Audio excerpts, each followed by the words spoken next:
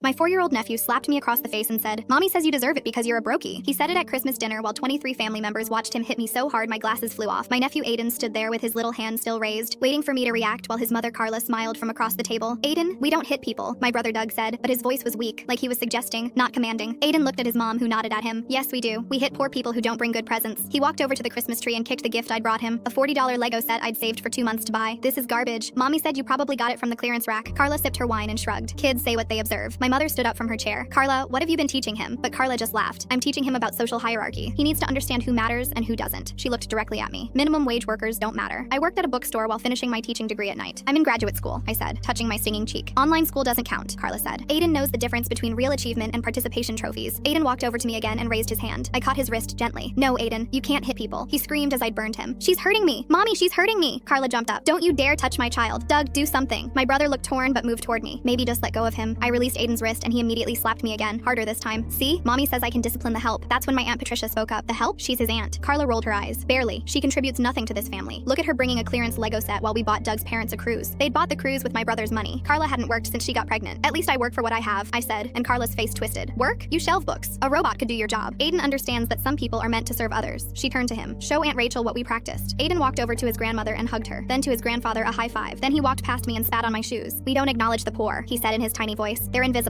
My father finally exploded. "What the hell is wrong with you?" he said to Carla. "This is your sister-in-law, Doug's sister." Carla stood up and pulled Aiden to her side. "Doug's embarrassment, you mean? 28 years old, making $16 an hour. It's pathetic." Doug finally found his voice. "Carla, that's enough. Apologize to Rachel." But Carla turned on him. "Or what? Will you divorce me? Good luck seeing Aiden again. My father's lawyer will destroy you." Her father was a judge. That's when my cousin Leo, who'd been quiet in the corner, spoke up. "Hey Carla, remember that video from Aiden's birthday party? The one where you told him to punch the Mexican kid?" Everyone turned to stare at her. "What Mexican kid?" my mother asked. Leo pulled out his phone. "The one at the playground. You told Aiden that brown kids were dirty and he should hit them to make them leave." Carla went pale. "That's taken out of context." But Leo kept going. "Or the video from the grocery store where you taught him to throw food at the homeless veteran?" My brother Doug looked sick. "You did what?" Leo showed him the video. Clear as day, Carla was handing Aiden apples and pointing at an elderly man with a sign. Aiden was throwing them while Carla laughed. "He was disturbing customers," Carla said, but even she knew how bad it sounded. That's when Aiden said something that changed everything. "Mommy also taught me to hit daddy when he disagrees with her. She says men who don't make enough money deserve pain." Doug's face went white. Full story on channel, link below.